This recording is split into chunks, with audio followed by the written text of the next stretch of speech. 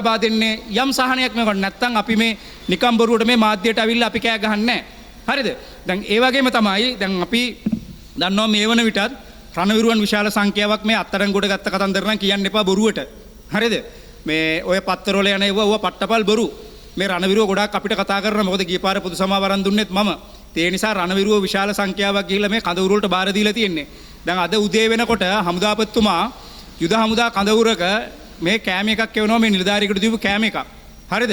මම දන්නේ නැහැ ඊතර මේ කැම්ප් එකේ ඉස්සරහින් ඉන්න බල්ලෙක්වත් කයිද කියලා. ඒ නිසා අපි හමුදාපතිතුමාගෙන් ඉතාමත් ගෞරවයෙන් ඉල්ලනවා මේ යන ළමයිට යන්න දෙන්න ඉක්මනට යවන්න. තියාගන්න කට්ටිය තියාගන්න මේ රණවිරුව ටික. මොකද අඩුම ගානේ දැන් කඳවුරු සමහර කඳවුරු නිදා ගන්නවත් හරියට නැහැ. මොකද මේ රණවිරුව නීනෝනෝ වෙලා තියෙන්නේ Tamanට මොකක් හරි ප්‍රශ්නයක් වෙලා තියෙන නිසා. මට නම් මේ අය පැන ගියපු සොල්දාදුවන් නෙවෙයි. මට නම් මේ අය සියලුම දෙනා රණවිරුවන්. මොකද එක දවසක් හරි මේ රට වෙනුවෙන් ජාතිය වෙනුවෙන් කැපවෙච්ච රණවිරුවන්. ඒ නිසා අඩුම ගානේ හමුදාපතිතුමා ඔය කෑම දෙන තැන් වලට කියන්න මේ ඔය නිලධාරීන්ට කියන්න මේ ළමයිට හරියට ඉන්න දවසද දෙකද කෑම ටික හරියට දෙන්න කියලා. ඉතින් ඉක්මනටම දැන් දවසින් දෙකෙන් මේක ළමයි අයින් කරන්න බැරිද? ක්ලාක්ලා ඉන්නේ මොකටද? විධායක අධිකාරිලා ඉන්නේ මොකටද? මේ ළමයි ටික ඉතාමත් ඉක්මනට අයින් කරන කට්ටිය අයින් කරලා දාලා යන්න. එතකොට කඳුරු වල මේ වගේ රශ්යක් ඇති වෙන්නෙත් නැහැ. ළමයිගේ කැම් ප්‍රශ්නයක් ඇති වෙන්නෙත් නැහැ.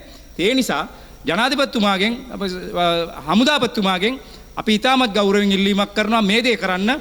ඊට අමතරව විශේෂයෙන්ම අපි දන්නවා පහුගිය කාලේ නිලධාරීන් බහුතරයක් සේවය අතහැර ගිහිල්ලා තිබ්බා. මේ නිලධාරී බහුතරයක්ම උපාධිධාරී නිලධාරියෙන්.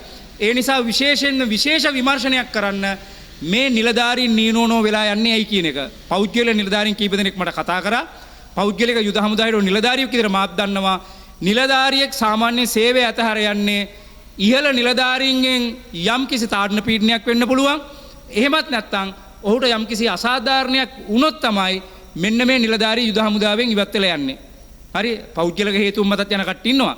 නමුත් බහුතරයක් නිලධාරී මෙහෙම සේවය අතහැර යන්නේ විශේෂයෙන්ම ඉහළ නිලධාරීන්ගේ තාඩන පීඩන ලක් වෙලා හරි ඔවුන්ට යම් කිසි අසාධාරණයක් වෙලා නිසා ඒ නිසා මේ ගැන විමර්ශනයක් කරන්න මේක හරි අපරාධයක්.